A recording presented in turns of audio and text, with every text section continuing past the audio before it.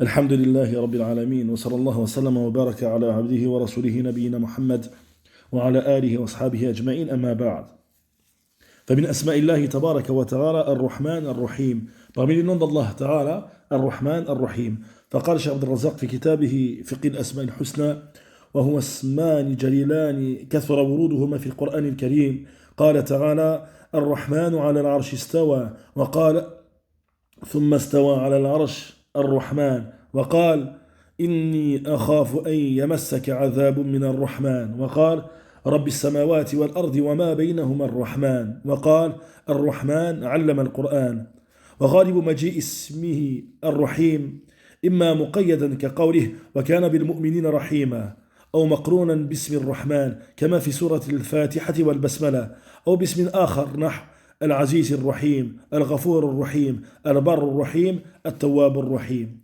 Cheikh Abdel Razak nous dit au sujet de l'explication de ces deux noms d'Allah Tabaraka wa Ta'ala, le fait qu'ils ont été rapportés à de nombreuses reprises dans le Coran. À l'exemple de la parole d'Allah Ta'ala, Ar-Rahman s'est établi au-dessus du trône. Ou dans le sens de l'autre verset, puis il s'est établi au-dessus du trône, Ar-Rahman. Et dans l'autre verset, je crains que ne te touche un châtiment de la part d'Ar-Rahman. Ou alors, dans le sens de l'autre verset, Seigneur des cieux et de la terre et de ceux qu'il y a entre eux, Ar-Rahman. Ou alors dans l'autre verset, Ar-Rahman, il a enseigné le Coran. Et le nom d'Allah Ta'ala, Ar-Rahim, en général, est rapporté alors qu'il est rattaché à quelque chose, notamment le fait qu'Allah Ta'ala fait miséricorde aux croyants. Lorsque le nom Ar-Rahim est mentionné, il est rattaché à quelque chose, à l'exemple de la parole d'Allah Ta'ala dans le sens du verset, et il est miséricordieux Rahim envers les croyants. Ou alors Ar-Rahim est rattaché au nom d'Allah Ta'ala, Ar-Rahman. Comme dans Surah Al-Fatiha. Lorsque tu lis Surah Al-Fatiha, Alhamdulillahi Rabbil Alamin, Ar-Rahman Ar-Rahim. Ou alors dans Al-Basmala, lorsque tu dis Bismillahi Ar-Rahman Ar-Rahim. Ou alors il est rattaché à un autre nom, comme le nom d'Allah Ta'ala Al-Aziz, dans le verset Al-Aziz Ar-Rahim, ou alors Al-Ghafour Ar-Rahim, ou alors Al-Barr Ar-Rahim, ou alors Al-Tawwab Ar-Rahim. ثم قال الشيخ ولهذين الاسمين شأن كبير ومكانة عظيمة فهما الاسمان اللذان افتتح الله بهما القرآن وجعلهما عنوان ما أنزله من الهدى والبيان وضمنهما الكلمة التي لا يثبت لها الشيطان وافتتح بها كتابة نبي الله سليمان عليه السلام وكان جبريل ينزل بها على النبي صلى الله عليه وسلم عند افتتاح كل سورة من القرآن. Puis je me rappelle que ces deux noms ont une place immense, un rang immense. Ils sont les deux noms au sujet desquels Allah Tabaraka wa Ta'ala a introduit al-Qur'an, c'est-à-dire Surat al-Fatiha. Et ils sont les deux noms au sujet desquels Allah Tabaraka wa Ta'ala a fait descendre la guidée et la clarification. C'est-à-dire que toute surah du Coran commence par al-Basmala, si ce n'est bien sûr Surat al-Tawbah. Et il s'agit de la parole au sujet de laquelle Shaitan ne reste pas lorsqu'elle est mentionnée. Et voilà que Sulayman alayhi salam a commencé sa parole par ces deux noms d'Allah Ta'ala. Il fait référence, mais évidemment, Cheikh fait référence ici au verset rapporté lorsque Sulayman a envoyé la lettre à la reine de Saba. Lorsqu'elle a dit Innahu min Sulayman, innahu bismillahir rahmanir rahim. Allah ta'alu alayya wa atuni muslimin. Et voilà que Jibril descendait sur le prophète sallallahu alayhi wa sallam avec ces noms d'Allah tabaraka wa ta'ala, c'est-à-dire qu'il s'agit des noms desquels toute surah du Coran commence, qui introduit toute surah du Coran à travers bien sûr al-Basmala, sauf surah al-Tawbah comme on a dit.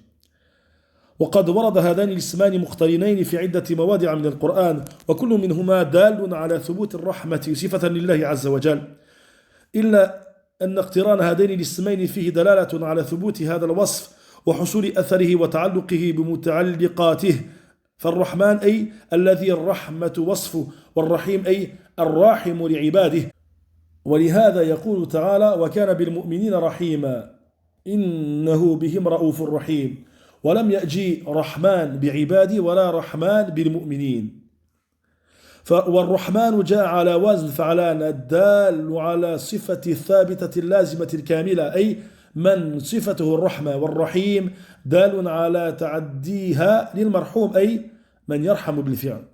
Ces deux noms sont venus ensemble à de nombreuses reprises dans le Coran. Et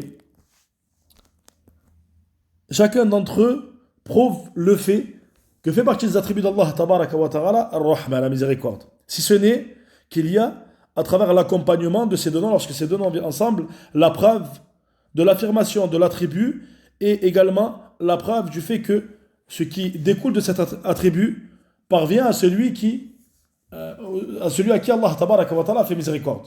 Puis je vais expliquer ici. C'est-à-dire que le nom d'Allah ta'ala, Ar-Rahman, fait référence à celui qui est décrit par la miséricorde, celui au sujet de qui la miséricorde est son attribut.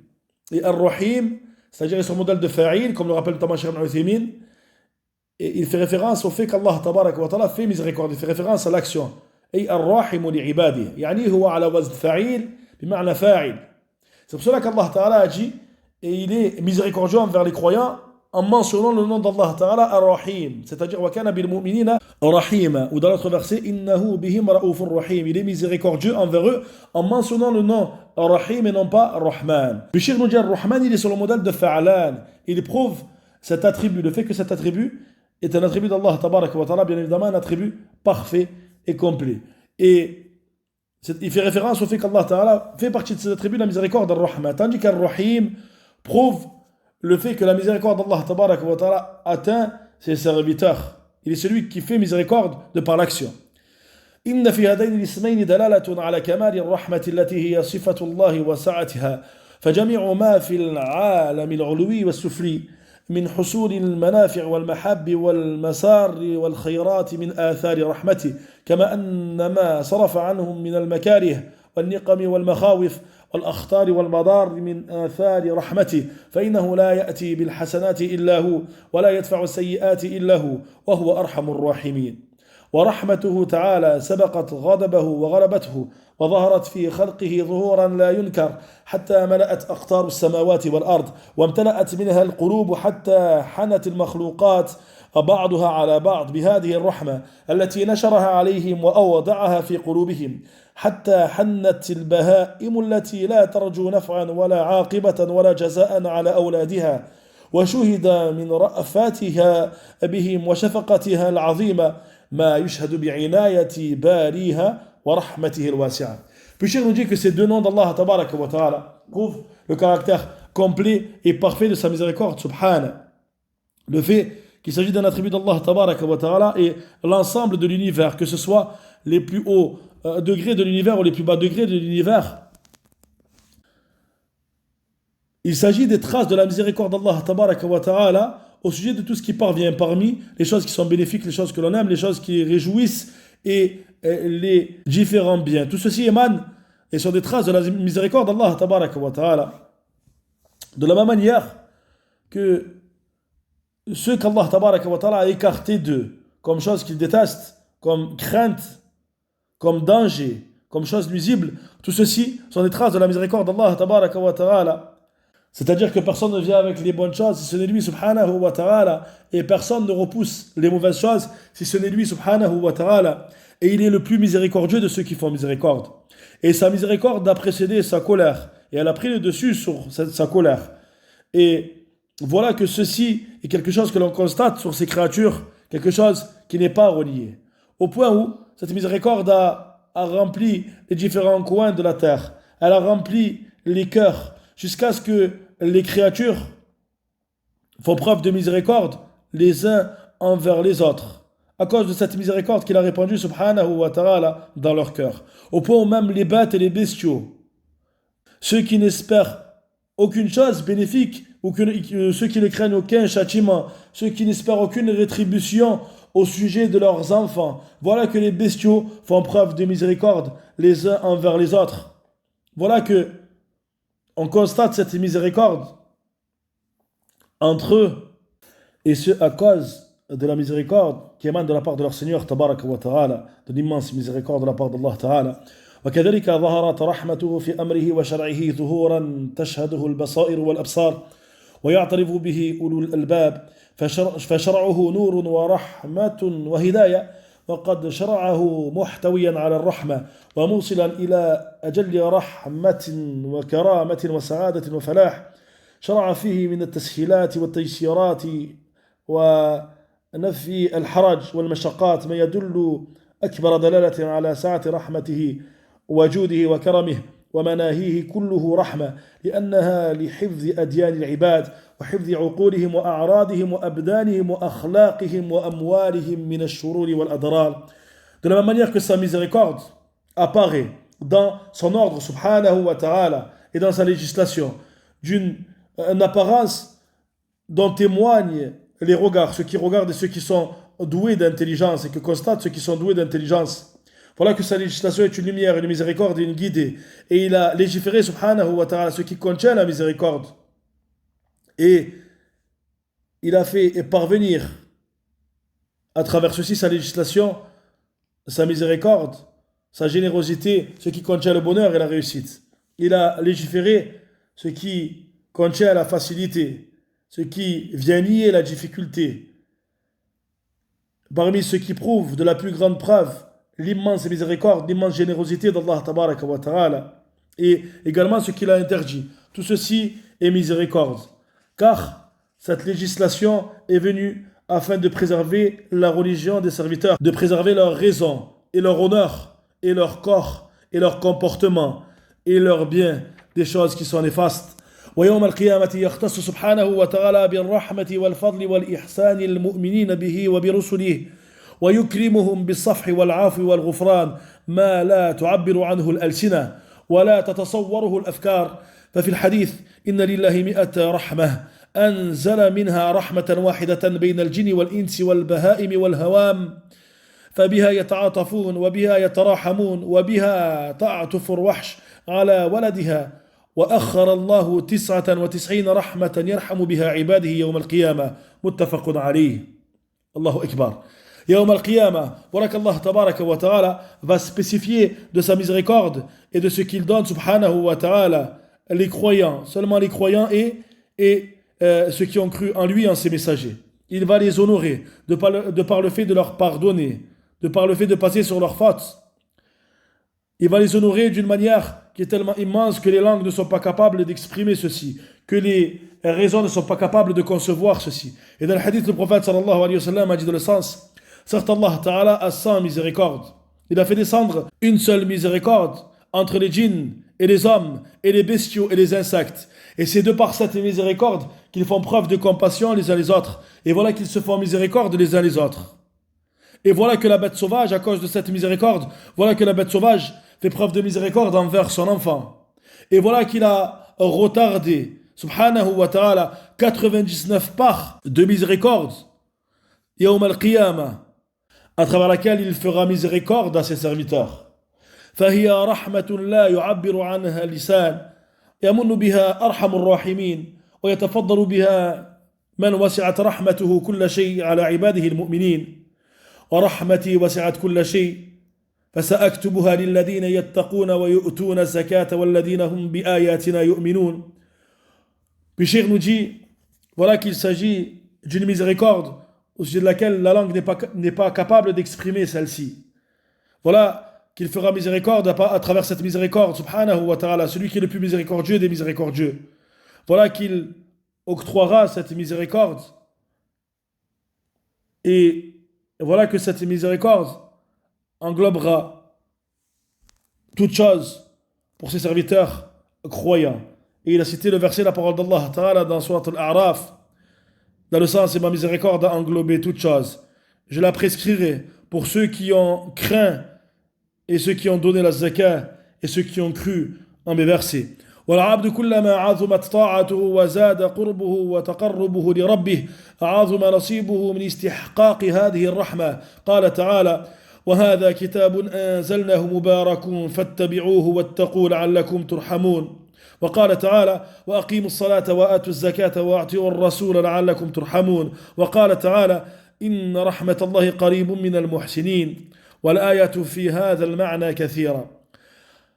Puis Cheikh nous rappelle que le serviteur, à chaque fois que l'obéissance du serviteur augmentera, et à chaque fois que son rapprochement d'Allah tabaraka wa ta'ala sera plus intense, voilà que augmentera également la part qu'il méritera de la miséricorde d'Allah tabaraka wa ta'ala. Allah ta'ala dit dans le sens du verset, et ceci est un livre que nous avons fait descendre, béni, suivez-le et craignez. Peut-être vous fera-t-on miséricorde. Et dans le sens de l'autre verset, et accomplissez la prière et acquittez-vous de la zakat et obéissez aux messagers. Peut-être vous fera-t-on miséricorde. Et dans le sens de l'autre verset, certes la miséricorde d'Allah est proche des bienfaisants. Et les versets à ce sujet sont nombreux. ثم قال الشيخ والله عز وجل أرحم بعباده منهم بعضهم ببعض مهما على قدر الرحمة والتراحم بينهم. ففي الصحيحين عن عمر بن الخطاب رضي الله عنه أنه قال قدم على رسول الله صلى الله عليه وسلم بصبي فإذا امرأة من الصبي تبتغي إذا وجدت صبيا في الصبي أخذته فألصقته ببطنها وأرضعته فقال لنا رسول الله صلى الله عليه وسلم أترون هذه المرأة طارحة ولدها في النار قلنا لا والله فقال رسول الله صلى الله عليه وسلم لله أرحم بعباده من هذه بولدها فأرحم ما يكون من الخلق بالخلق رحمة الأم بولدها ففي رحمة لا يساويها شيء من رحمة الناس والله جل وعلا أرحم بعباده منها بولدها بل لو جمعت رحمات الراحمين كلهم فليست بشيء عند رحمة أرحم الراحمين.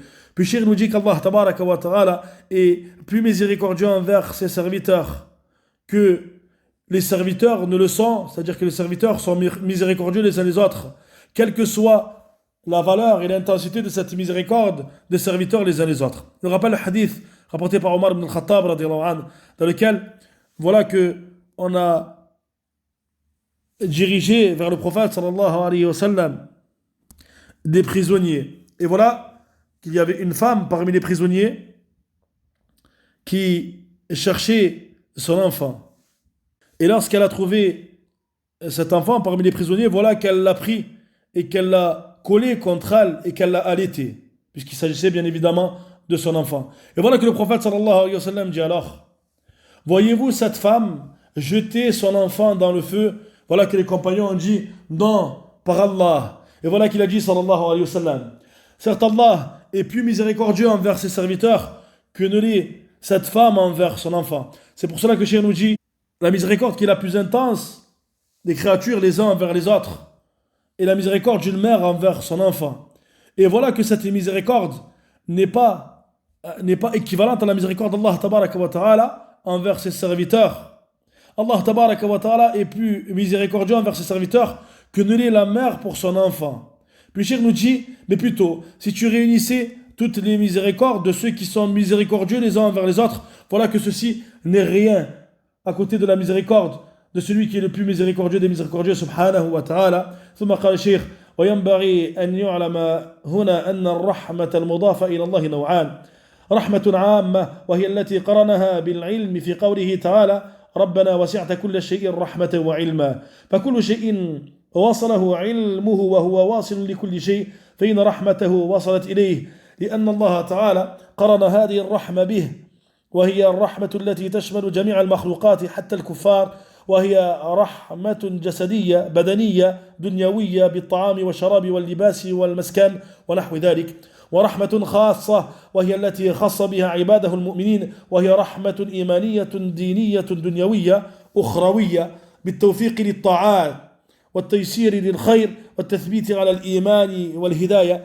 على الصراط والإكرام بدخول الجنة والنجاة من النار.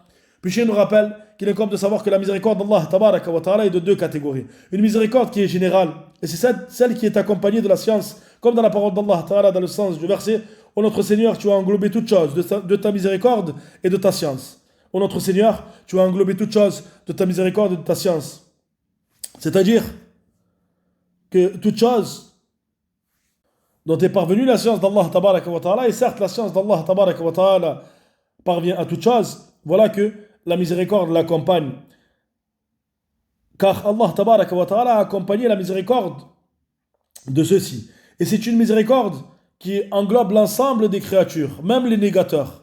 C'est-à-dire que c'est une miséricorde faisant référence au corps, aux choses qui sont mondaines, comme la nourriture et la boisson et les vêtements et la demeure et autres que ceci. C'est pour cela que l'on dit que la miséricorde d'Allah tabaraka wa ta'ala atteint même les négateurs au sujet de ce qui concerne cette miséricorde qui est générale. Et il y a également une miséricorde qui est spécifique. Et c'est celle qui est spécifique pour les croyants. C'est une miséricorde en relation avec la foi, en relation avec la religion, en relation avec les choses qui sont mondaines et en relation avec l'au-delà. De par le fait qu'Allah tabaraka wa ta'ala accorde la réussite à ses serviteurs. Quant au fait de lui obéir, il leur facilite les voies du bien, il les raffermit dans la foi et dans la guider sur le droit chemin, et il les honore par le fait de rentrer au paradis et d'être préservés du feu de l'enfer.